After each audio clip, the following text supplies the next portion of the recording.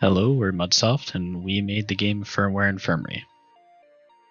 Now, who exactly is Mudsoft? Well, we're a combination effort between GDAP and CCI. We're two teams of 6, guided by Lily Joyce on GDAP and Nick Pelletier on the CCI side. Firmware Infirmary takes place in a cyberpunk setting.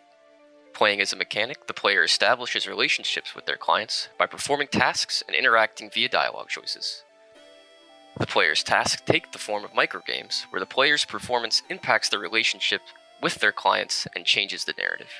Likewise, the dialogue choices selected by the player change the microgame tasks the player will receive. So what exactly did we use to make this game? So for our main architecture, we chose to have Miro for planning, Unity for game development, Perforce for version control, and ClickUp for tasks and Gantt charting. We have decided to stick with Miro as our collaboration software. It is divided into 3 sections: art planning, story planning, and gameplay planning. Art planning is the assets we want to implement and continue to implement. Our story is the plot we want to have and continue to build on. Gameplay planning is about what gameplay mechanisms we want to have in the game. For example, during this term, we had a name change to our game, so we added that into our Miro to reflect, okay, what names did we brainstorm, what name did we decide to stick with? When it comes to Unity, we chose it due to our experience with it. Our game also fits well into what Unity offered, a strong engine with many plugins and pipeline options. We needed a small world and didn't need good foliage, so we immediately pushed Unreal out of the picture as we didn't want to overstep our boundaries.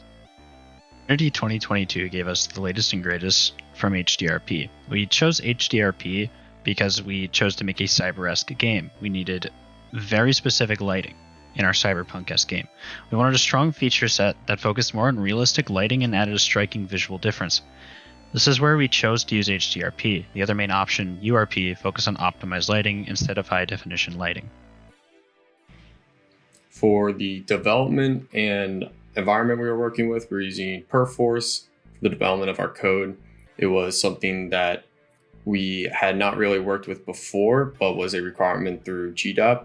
And it was definitely a struggle at first getting it to properly work, but through the use of streams, we were able to get where each developer was able to work on their own stream and with continuity with everybody else.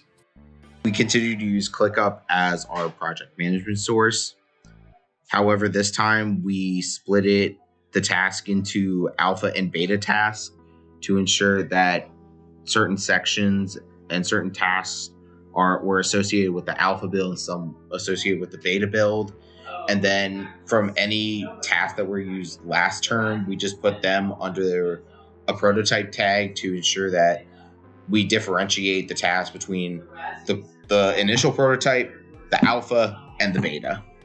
When it comes to art, our artists on the GDAP side were split between 2 focuses, 3D and 2D. Some were good at 3D, some were good at 2D. So our game focused on integrating a mix of 3D and 2D art, which is what led to our UI of 2D work with a mix of 3D elements as well as a 3D world. So in order to kind of remedy this, we chose to use a solval shader, the likes of which can be found in The Walking Dead by Telltale Games. Our game day flow is set up to use a simple state machine as a game manager. This makes it easy to control the game state as we do not need complex behavior trees in our game. We have a hierarchy of these state machines that can control things like dialogue scripts to load, the minigames to load, and which sprites to show depending on the in-game day. The game manager sits at the top of this hierarchy with multiple other managers we have set up as listeners. All of these come together and allow for our game to flow seamlessly in the order that we expect. There are a lot of connections between the managers, however we separated them by their purposes to make them easier to keep track of. This setup allows us to have our game to be interconnected and yet well separated in our code so that we have a good idea where any issues may arise and where we can find them and fix them. So with the day states in the game manager, we use these as a way to keep track of our game. We did have some issues implementing these day states and keeping track of which asset was where, which was assigned to which day state, which sprite we had to load for whatever day or minigame, but we did eventually find a solution what we ended up having to do was compiling the assets we had for each day into a storage script. This would then connect to each manager for minigame, dialogue, which sprite appeared in which position, and it would allow them to load the correct assets for the day state and then unload whichever unnecessary ones that were there from previous state. We would store these things, like dialogue or minigames or sprites, which have specific days that they need to be played on. After loading the correct one, we would then send in saved information that may be relevant to the dialogue script or minigame, such as if a character is alive or their mood, which are stored in the game manager. So this way we weren't loading irrelevant minigames, we weren't loading sprites of characters that aren't supposed to be there. We would then allow these to run and get their outcomes and store those to be used in the same way as ones from previous days. So that way we can have previous days affect days afterwards, and we could have the choices from the dialogues or the outcomes from the minigame matter in the grand scheme of the game. So for the microgame management, we had to find a way to implement the dialogue and the microgames so that way they would be able to progress simultaneously. So for example, we have the microgame on the left side, dialogue on the right side, and they're going at the same time. Now, we didn't want, somebody to focus on just one of them at the once. We wanted them to be done at the same time, essentially. So what we would do is in the ink scripts, which have all of the dialogue and the decisions, we would get so far in an ink script and then have a wait. So that way the dialogue would wait and it would give the person time to play the microgame, progress in that, and then once they got to a certain point in the microgame, dialogue would start playing again. Now these decisions from the dialogue are also sent up to the game manager, so that way their decisions are logged, and the microgame outcomes are also sent to the dialogue scripts and to the manager, so that way those are logged too. So that way the microgame would be able to influence the dialogue, and then the dialogue would also be able to influence future microgames. Possibly also mood, if a character lives or dies, the color that we have. Now, we did have some issues trying to send up and down all of these things between days, but we did eventually figure it out, and we did have the game manager kind of be our central location. So the minigame manager and the dialogue manager would send things up to the game manager, which would then send them down for whichever day we need them for, essentially. So for the next day, we would be able to have something from a previous day influence that day and change what occurred. So going back to when we were talking about remedying 2D and 3D, there was an issue that we ran into noticeably when playtesting on lower end computers. Having multiple cameras active specifically is a larger problem than one would expect. Cameras load what they see, so each camera loaded halves the frame rate, if not more. This is like having two viewpoints in Elden Ring. With real-time lighting, this reduces FPS as well. On top of that, when you increase the resolution, it becomes even worse.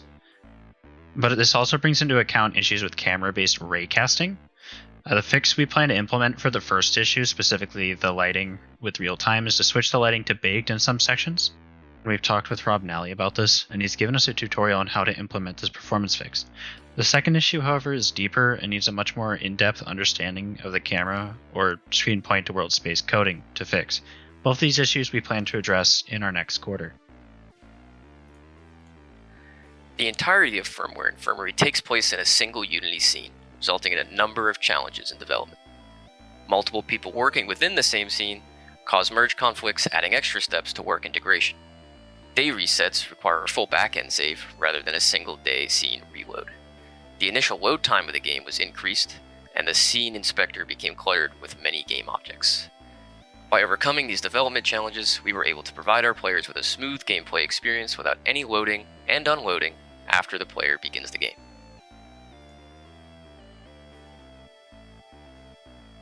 Ink is an open source plugin that allows for dialogue implementation. Ink gives us the freedom to create multiple dialogue paths and states, and retrieve and modify variables within the scripts themselves. The dialogue interweaves the gameplay. You will make dialogue choices while simultaneously providing your mechanical services to your equally mechanical clients. Choices you make will affect relationships with your client as well as other characters. Regardless of your choices, the end result of the story is the same. There are 4 microgames a player can be given. Repair broken device, where a player must drag pieces in place to repair a customer's cybernetic part. Paint job, where players must repaint the customer's cybernetic with their desired color. Upgrade replace, where a player must remove a client's old cybernetic and replace it with a new one. And memory solver, where the player must save their customers from the cyber virus by keeping their vitals stable. Results of the microgame provide consequences to the player, with fail states including harm to client relationships, complete day resets, or even client death. Microgames can occur in either 2D or 3D space, or a combination of the two, requiring us to use a variety of different Unity methods such as raycasting, screen to world point, and screen point to local point in rectangle to properly handle user interactions.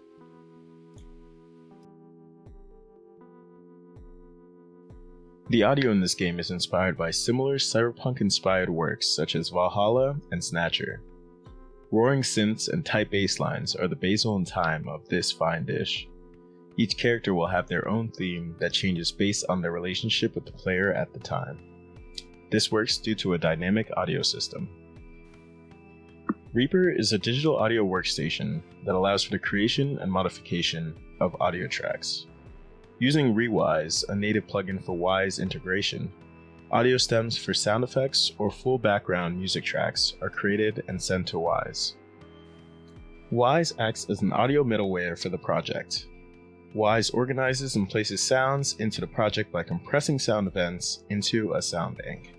This sound bank can be utilized by Unity game objects to play and emit sounds. Wise aids in providing spatial audio and serves as the basis of the dynamic audio system by usage of states and real-time parameter controls. Due to the major mix of 2D and 3D aspects of the game, and the 2D components playing a large role in the game, the UI and user control is a very important aspect of our game. We're trying to make it focus on the ability for the user to control as much as they can. Specifically in the settings, they can mess with their resolution, their graphics, their music, and SFX volumes, and their mouse sensitivity. We don't want to slack in the UI because of how important it is to both us and the players, which is why we also plan to add the ability to change keybinds in the next quarter. Our code coverage began with breaking down our code and scripts into what needed tested, how it could be tested, and what didn't need testing. This allowed us to keep accurate documentation onto what we were covering with our code coverage, as well as bringing us to where we needed to decide what would require unit testing versus what would need to be done with integrated testing within Unity's built-in framework. We will be using this in conjoining with Perforce to get upcoming changes that are to be pushed up to our release branch. Using this, we can perform unit tests as well as run automated play testing using AWS's EC2 on virtual machines. And then through there, we can analyze log files and use regression testing to ensure that any changes put through are changes that we foresaw and that we intended to be there. For our code practices, we followed standard code practices when developing our game. It's important that our code was legible to each of our developers as well as anybody else who was trying to read and understand this code. The next step was reviewing over it individually with each developer who made that code and ensuring that they are following each of those practices, as well as ensuring that we don't have any overload on certain scripts or issues where we needed to use more decoupling in our architecture. Thank you so much for watching our presentation. If you'd like to know more or play the game, you can join our Discord on the link below, or you can scan the QR code above.